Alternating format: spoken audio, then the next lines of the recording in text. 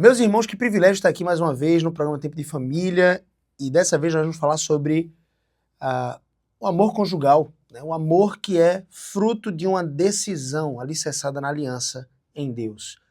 Então, o tema da nossa conversa de hoje é amar é uma decisão. Você já deve ter ouvido essa frase, mas eu quero fundamentá-la para que você consiga aplicar de forma prática o seu contexto, a sua vida, e você possa glorificar a Deus no seu relacionamento conjugal e na sua família. É fato que a família tem sido um dos alvos principais dos ataques das flechas inflamadas de Satanás, do maligno.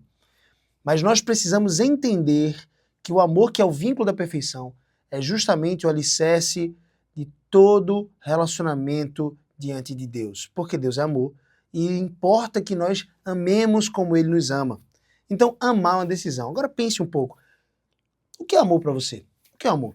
Essa definição vai muito além de uma mera compreensão intelectual. Nós precisamos compreender o que é amor justamente para podermos discernir as intenções de amar. Muitas pessoas associam amor com um sentimento passageiro, borboletas no estômago, ou uma mera paixão, ou uma atração momentânea, ou um desejo de estar colado, de estar junto.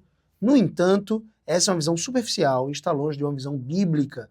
Essa é uma visão fruto da cultura greco-romântica. Da cultura greco-romana.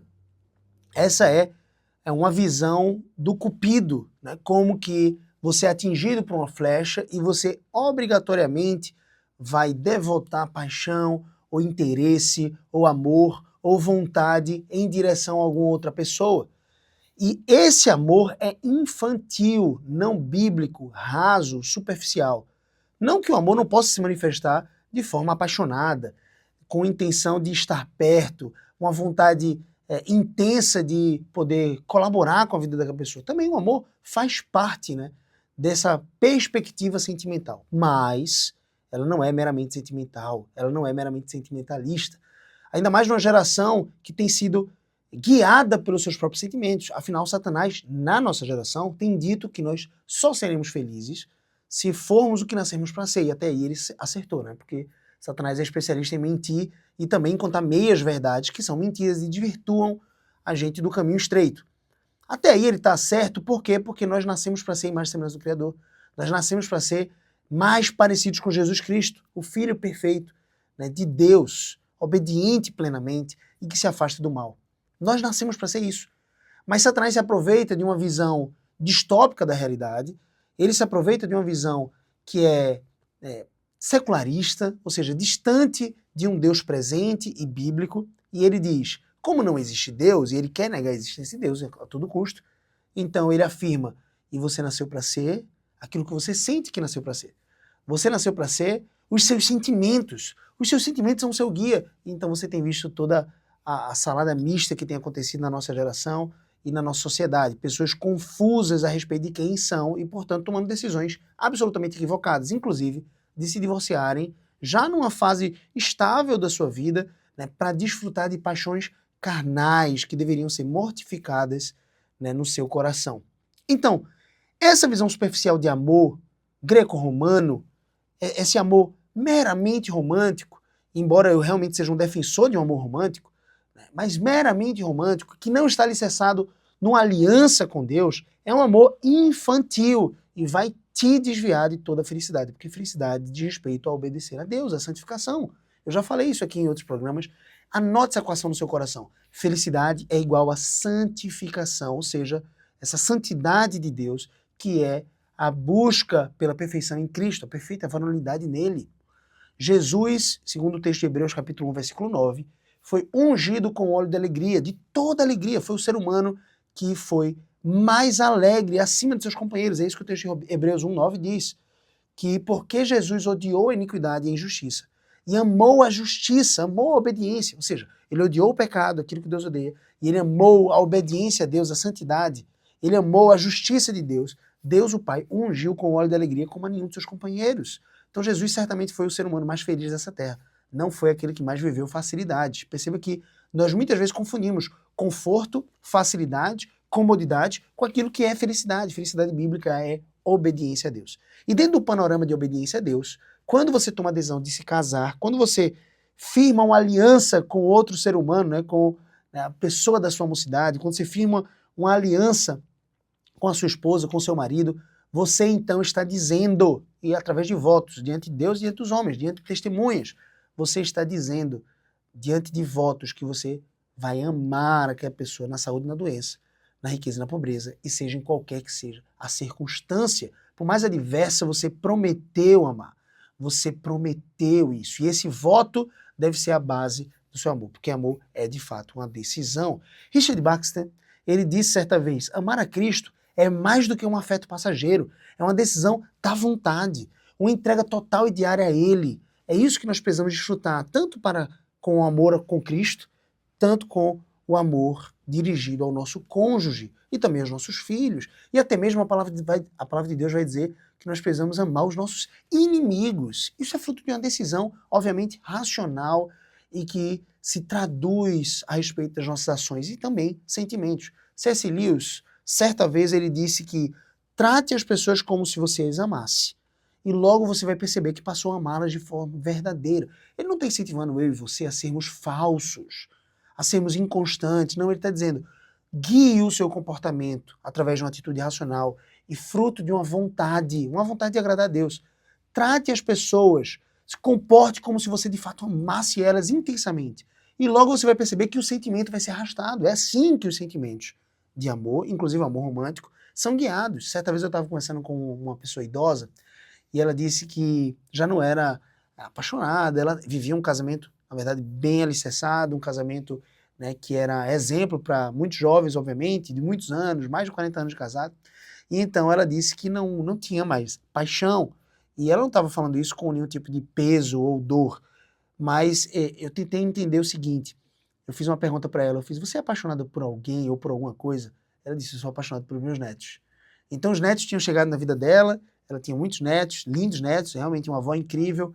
E ela disse prontamente, eu sou apaixonada pelos meus netos. Ou seja, algo novo que chegou em minha vida, eu tenho dedicado e devolvido, né, toda a intenção de amar essa pessoa. Eu tenho tido vontade de ficar perto dos meus netos. Eu tenho admirado os meus netos em minha consciência. Eu tenho tido pensamentos bons a respeito dos meus netos. Então a paixão vem. A paixão, ou esse amor, fruto de uma vontade, ela é dirigida pelas suas decisões, de como você vai pensar sobre a pessoa, de como você vai, né, refletir a pessoa em seus próprios pensamentos e consciência. Ou seja, é uma pessoa que ela exala virtudes em seus pensamentos. Entenda, todas as pessoas têm defeitos, pontos de melhoria, pecados, e todas as pessoas têm virtudes, na verdade, a maioria delas. Seu cônjuge certamente tem virtudes, você se casou com ele muito provavelmente por causa de muitas virtudes que você viu nele. Então, de alguma forma, a gente, no dia a dia, né, acaba se desgastando a respeito dessas virtudes, acaba freando a nossa mente de florescer essas virtudes nos nossos pensamentos. Então, as nossas mentes começam a degradar a pessoa, focando tão somente naquilo que está fora do lugar, naquilo que é negativo, naquilo que é ruim. Então você começa a pensar só nos pontos de melhoria, então tão logo a sua vontade de estar perto, a sua admiração e a sua paixão vai acabar. Mas o amor é fruto de uma decisão, é uma ação massiva em direção e em favor do outro. É isso que o amor bíblico reflete e diz. Imagine, se o nosso amor a Deus deve ser realmente, como Richard Baxter diz, né? Não fruto de um afeto passageiro, mas uma decisão da vontade, que guia as nossas decisões diárias de obedecer e de buscar o conhecimento de Deus, de crescer na compreensão de Deus, e é uma entrega total e diária a Ele. Se o nosso amor a Deus deve ser assim, quanto mais o nosso amor, né, dirigido por esse amor a Deus, deve ser dirigido, então, ao nosso próximo, especialmente ao nosso próximo mais próximo, o nosso cônjuge. A ordem é, ame, né, o seu próximo como Jesus te amou. Como Jesus te amou. Romanos 5, versículo 8, talvez o versículo mais estrondoso de toda a Bíblia. Certamente existem muitos versículos marcantes, mas esse me marca muito. Ele diz que Deus prova o seu próprio amor para conosco pelo fato de ter seu filho, né, de ter entregue o seu filho para morrer por nós, sendo nós ainda pecadores. Ele nos amou quando nós não tínhamos nada a oferecer a Ele. Veja, a base bíblica do amor e do fato de entendermos que o amor é uma decisão está lá, por exemplo, em Efésios capítulo 5, 25, quando existe uma ordem. Maridos, amai vossa mulher, como também Cristo amou a igreja e assim mesmo se entregou por ela. Aqui nós vemos que o amor de Cristo pela igreja não foi baseado em mérito, em sentimentos momentâneos, ou por nada que a sua igreja tenha feito de valor, afinal, Nós já conectamos esse texto com Romanos 5:8. Ou seja, ele nos amou sendo nós ainda pecadores. Foi uma decisão sacrificial e contínua, mesmo diante do pecado e da rebeldia da humanidade, sobretudo da sua igreja. Nós somos igreja, aqueles que creem em Cristo são igreja. Se você crê em Cristo como Senhor e Salvador e você tem congregado na igreja local e você tem realmente tomado Ele como Senhor da sua vida e você tem buscado obediência, arrependido do mal, se afastado do mal, tem pedido perdão dos seus pecados, sinta-se igreja. Afinal, congregue numa igreja local onde se prega a palavra, onde se prega a Bíblia. Mas perceba, você é igreja e você sabe quão falho você é. E todos os domingos ou todos os dias na semana, Jesus te chama à comunhão, ao arrependimento e vida. Então, Jesus te ama, mesmo você, infelizmente, eu e você, muitas vezes o rejeitamos, muitas vezes o tratamos, né, de forma desobediente, né, indecorosa. Nós tratamos o nosso amado, o nosso noivo, aquele que nos amou de forma tão sublime, ágape, perfeita, incondicional, nós tratamos ele muitas vezes como se nós não o amássemos. E mesmo assim ele está pronto a não só nos perdoar, a nos convidar para perto, como a nos purificar dos nossos pecados. Colossenses 3,14 diz: acima de tudo isto, porém, esteja o amor, que é o vínculo da perfeição. O amor é o vínculo da perfeição, meus irmãos. Ou seja, algo que exige esforço deliberado, compromisso e constância. Não é guiado por emoções voláteis. Nós muitas vezes somos inconstantes e Deus o tempo inteiro nos chama a sermos não de ânimo dobre, mas constantes no temor do Senhor, constantes na fé, constantes na construção das virtudes, constantes no amor. E nós que somos inconstantes precisamos crescer em constância diante de Deus, não guiados pelas nossas próprias emoções ou desejos passageiros. Quão rápido você em casa muda o seu humor? Basta alguém pisar no seu pé, no seu calo, então você já mudou toda a sua afeição e toda a sua expressão de sentimentos. Você logo, quando alguma coisa não sai como seu planejado, como você planejou, ou quando alguma coisa acontece de forma que você não queria, de uma forma que você não se agrada, logo, muitas vezes, você muda, e você sai de uma constância e você muda o seu humor, os seus sentimentos. Nós somos muitas vezes assim, e precisamos não ser. Precisamos ser como Cristo, que era perfeito em seus amores e nessa gestão dos seus sentimentos e das suas emoções. Então, esse amor, essa constância é guiado por uma escolha consciente em Deus e, obviamente, precisa estar alicerçada nele. Existem alguns problemas associados quando nós pensamos que o amor é um mero sentimento. A cultura do sentimentalismo atual. O mundo ensina que o amor é fazer o que te faz feliz. Mas veja, se eles não têm uma base sobre o que é felicidade, e o mundo secular vai ensinar isso para os seus filhos nas escolas seculares que o seu filho de repente está estudando, nos livros, matérias didáticas seculares que seu filho talvez esteja lendo, esses materiais didáticos, a escola, o próprio YouTube, as referências Netflix ou então em novelas, vão ensinar que aquilo que você sente prazer é aquilo que vai trazer felicidade. E nada mais longe da verdade do que isso. Nós já aprendemos o que é verdadeira felicidade e o que é o amor. Então o mundo ensina que amor é fazer o que te faz feliz. E que Deus, como é amor e como Ele quer a sua felicidade, entenda, numa perspectiva mundana e humanista, né, isso é completamente falho. Mas numa perspectiva bíblica, realmente Deus quer a nossa felicidade. Não são as facilidades. Perceba que Deus queria a felicidade de Pedro, Paulo, mas todos eles morreram perseguidos. Né? Paulo morreu com a cabeça cortada, o apóstolo Pedro morreu crucificado, cabeça para baixo, segundo a tradição, né, da igreja, da história. Então perceba, Deus queria a felicidade dele, claro, mas não queria felicidade, não queria facilidade, mas sim felicidade, ou seja, que eles temessem a Deus, que eles cumprissem, completassem a carreira, que eles amassem o Senhor e se encontrassem com o Rei da Glória. Quantos cristãos no primeiro século morreram nas arenas romanas, ali no Coliseu, perseguidos por Nero e por outros imperadores? Quantos morreram por causa do Evangelho? Ainda hoje morrem no Oriente Médio ou em países que pregar o Evangelho de alguma forma gera perseguição, privação da liberdade e morte e dor. Mas é só por um momento, meus irmãos, porque a verdadeira felicidade está na eternidade com Cristo. Então Deus quer sim a sua felicidade, mas uma felicidade verdadeira e não humana, não por mera facilidade. Então, essa ideia de que o amor é fazer o que te faz feliz, e Deus é amor, e Deus quer te ver feliz, então Ele quer ver você fazendo o que você quer fazer, isso é mentira de Satanás. Isso cria relacionamentos frágeis, baseados em prazer imediato. Quando o sentimento desaparece, o compromisso também desaparece. Então, por exemplo, imagine casais que se separam porque o amor acabou. Isso é uma mentira. 1 Coríntios 13 diz que o amor não acaba, porque é uma decisão. Pessoas que buscam apenas validação e não aceitam a responsabilidade de amar alguém nos dias difíceis. Perceba que você promete amar o seu marido, a sua esposa, na saúde e na doença, na riqueza e na pobreza, mas logo vem a pobreza, então você se desespera da vida.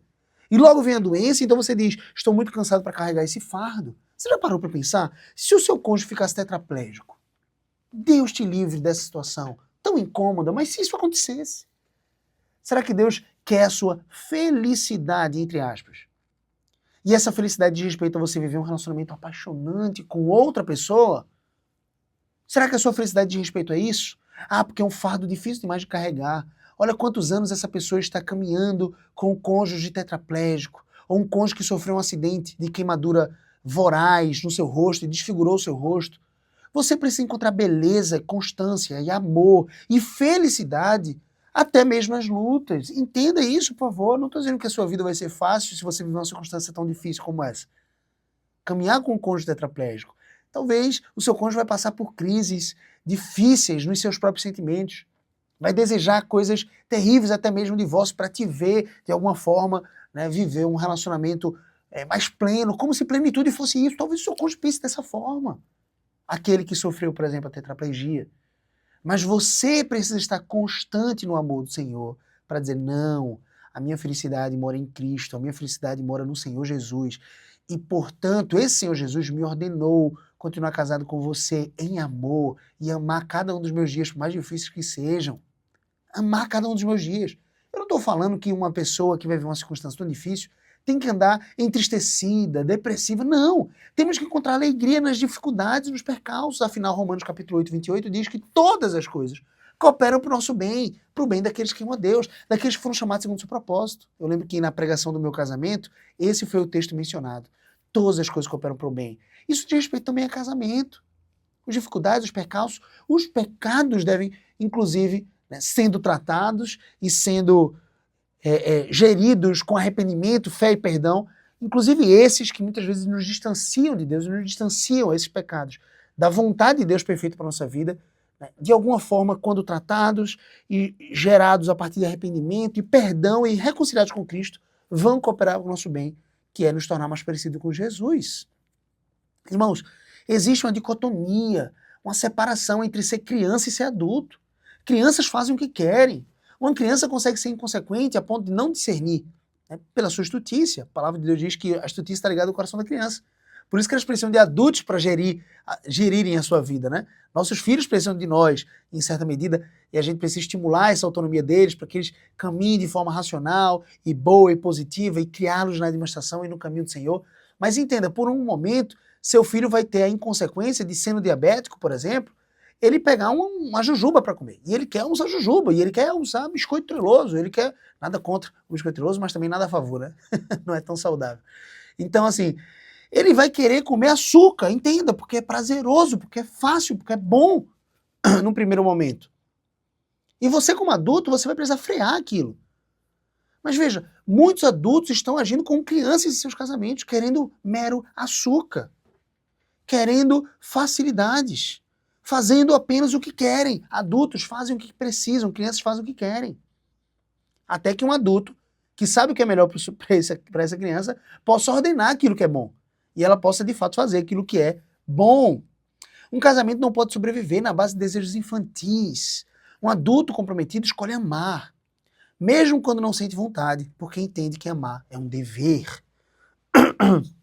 Perdão aqui, mas amar é um dever bom. Um marido cansado após um dia longo de trabalho, por exemplo, ele pode decidir amar quando ele ainda, chegando cansado, ele não busca o seu próprio prazer imediato, que é o descanso. Mas ele ajuda sua esposa com as crianças, talvez com a louça, talvez em preparar o jantar, e obviamente fazendo o que é básico e próprio de cada homem, o culto familiar, a responsabilidade espiritual de sua família. Então depois ele coloca as crianças para dormir, depois de um tempo de brincadeira, ele se diverte com as crianças, ele coloca as crianças para dormir cedo, e ele desfruta ali da companhia delas, obviamente, elas percebem a presença do pai constante em casa, todas as noites, e então depois ele vai ter um tempo de qualidade com a sua esposa, e ele não ainda está pronto para descansar, ele vai descansar junto com ela, refrigerando a sua alma, consultando a sua esposa e como foi seu dia, os seus próprios sentimentos. Ele vai pastorear o coração da sua esposa, ele vai namorar, ele vai ficar junto. É um homem bíblico. Então ele não faz isso necessariamente porque ele está animado em fazer, mas ele faz isso porque ele entende que o amor se expressa também nesse cuidado diário. O amor se expressa para a glória de Deus e isso edifica a família. Entenda que o amor precisa ter, de alguma forma, uma associação com virtudes outras. A virtude mais suprema, certamente, o dom supremo é o amor. Amar a Deus acima de todas as coisas e amar o próximo como nós mesmos, amar o próximo como Jesus nos amou. Mas o amor também, ele se reflete de forma paciente. 1 Coríntios 13 é uma boa definição, né, de amor. E a partir do verso 4, a palavra de Deus diz que o amor é paciente, ele é benigno, mesmo quando o outro falha, ou não atende às nossas expectativas, e cuidado com essas expectativas, meu amigo, minha amiga, minha irmã, meu irmão. Cuidado com as suas altas expectativas. Expectativas de um cônjuge perfeito, cuidado, e você está descontente. As suas expectativas têm gerado descontentamento, cuidado com isso. Então o amor é paciente, o amor é longânimo, é assaz, benigno. Ele não se ufana, não se soberbece. Ele não procura os seus próprios interesses. Esse é o amor. Então, imagina, você não explode com o seu cônjuge em momentos de estresse, mas responde com calma, irmão, assim, não, eu falo para mim mesmo, em primeiro lugar, porque a palavra de Deus é uma faca de dois gumes, é uma espada de dois gumes. E ela corta tanto aquele que prega quanto aquele que ouve. Então, ouça a palavra de Deus nesta manhã, meu irmão. O amor também está associado com sacrifício. Filipenses capítulo 2, versículo 3 e 4, a palavra de Deus vai dizer assim: nada façais por partidarismo e vanglória. Ele está falando num contexto de igreja, eclesiástico, diante da comunidade. Você deve fazer isso na igreja. Imagine no seu cônjuge, no seu casamento, no seu relacionamento familiar. Nada façais por partidarismo e vanglória, mas por humildade, considerando cada um os outros superiores a si mesmos. Então considere o seu cônjuge superior a si mesmo. Não tenha cada um em vista o que é propriamente seu, senão também cada qual o que é dos outros. Ou seja, tenha em vista, né, o interesse do outro. Esse é um dos grandes segredos, inclusive, do relacionamento sexual. É buscar a satisfação do outro em primeiro lugar. Imagina você renunciar ao seu tempo de lazer pessoal para ajudar o cônjuge em algo que ele precisa. Imagina isso. E depois vocês poderem desfrutar juntos de um lazer conjunto. O amor também está associado com o perdão, irmãos. Efésios capítulo 4, versículo 32. Abra sua Bíblia, se você tiver oportunidade. Efésios capítulo 4, versículo 32, a palavra de Deus diz: antes sede um para com os outros, benignos, compassivos. Tem ideia de compaixão, colocar a paixão no outro. Tem ideia de misericórdia, é a ideia de colocar o seu coração na miséria do outro. Então, perdoando-vos uns aos outros, como também Deus em Cristo vos perdoou. Deus nos perdoa. E na oração dominical, né, a oração do Pai Nosso, que Jesus nos ensinou como uma agenda de oração, ele diz: se você não perdoar os outros as suas ofensas, você não será perdoado pelo Pai Celestial. Veja que condição poderosa de Deus. Nós somos perdoados por Deus de forma infinita. Esses são os nossos pecados. A nossa dívida é infinita para com Deus. Ele nos perdoou. Como eu não posso perdoar o meu cônjuge? E perceba que a qualidade de perdão diz respeito a continuar com o cônjuge, continuar com a pessoa. Tem pessoas que dizem assim: eu liberei perdão, mas eu não quero continuar junto. Como assim? Imagina se Deus liberasse perdão para você dessa forma. Imagina se você chegasse arrependido diante de Deus e Deus: tá bom, eu te perdoo, mas eu não quero mais te considerar como filho. Eu não quero mais ter um relacionamento com você. Você não é mais parte da minha igreja, você não é mais minha noiva. Como assim? Jesus não faz isso. Se você está arrependido, ele te perdoa, te restaura, ele te traz para perto, para continuar sendo parte. É como o filho pródigo que voltou arrependido. E o pai o amou e o acolheu como filho novamente. Perceba que para haver perdão é necessário que haja, de fato, arrependimento. São alguns enganos do nosso século, alguns enganos, né, do nosso tempo, da nossa contemporaneidade. Algumas pessoas dizem: você pode perdoar, isso é muito fruto de uma teologia de coaching, não sei o que é isso. É o comodismo da sua própria alma, aquilo que é confortável para você. Faça aquilo que é confortável, perdoe, mas não continue junto. Como assim? Isso não é perdão. Se a pessoa está arrependida, sim, deve haver perdão e restauração. Como Deus te perdoou, é isso que está aqui em Efésios capítulo 4, versículo 32. Então imagina que você trabalha ativamente para restaurar a confiança após um conflito, ao invés de guardar mágoas. Você está pronto para resolver aquilo, incentivar o arrependimento e também está pronto para perdoar. O amor também tem a ver com a virtude da fidelidade. Provérbios, né, de Salomão, aqui um provérbio bíblico, capítulo 3, versículo 3 e 4, a palavra de Deus vai nos ensinar a respeito da fidelidade. A palavra de Deus diz, não te desamparem a benignidade e a fidelidade, ata-os o pescoço. Ou seja, coloca a benignidade e a fidelidade perto de você, pertinho, colado em seu corpo. Escreve-as na tábua do seu coração. É a melhor forma, né, de um cristão, de fato, tatuar algo, né? Eu sei que tem algumas pessoas que tatuam o corpo, mas se você tiver que tatuar algo, tatue, coloque, escreva na tábua do seu coração, não no peito externo, não na pele, mas no coração, benignidade e fidelidade. E aí a palavra de Deus diz, versículo 4, e acharás graça e boa compreensão diante de Deus e dos homens. Fidelidade. Permaneça fiel. Agora perceba que nós precisamos da graça de Deus, porque essa graça é o alicerce do amor.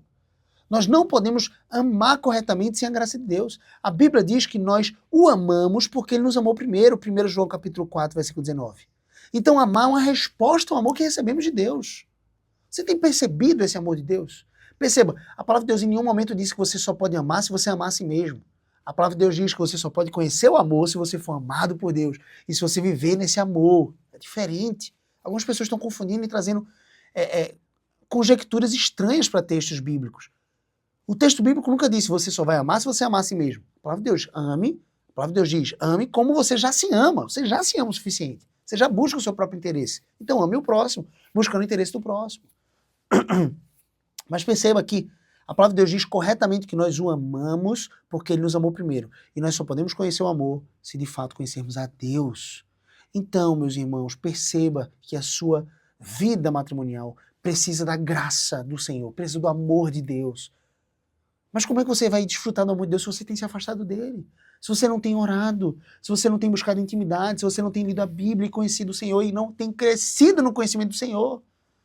Ir para a igreja, para você, talvez esteja sendo um fardo.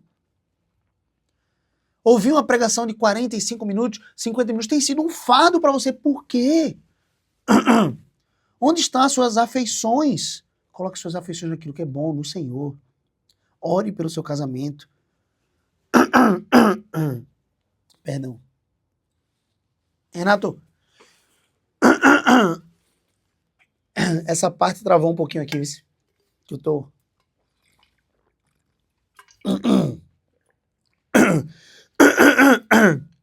Tô saindo de uma virose. Quem tá no YouTube vai pegar essa parte. Quem vai assistir no YouTube vai pegar essa parte.